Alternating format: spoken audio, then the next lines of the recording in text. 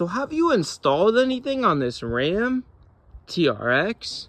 Yeah, I just got done installing an oil catch can to help with the blow-by coming off the valve cover, which would normally go into the supercharger. You bolt it up to that aftercooler bolt, and then crankcase, vent, supercharger. This is what was on there before going from the valve cover, crankcase, vent to the supercharger. Wow.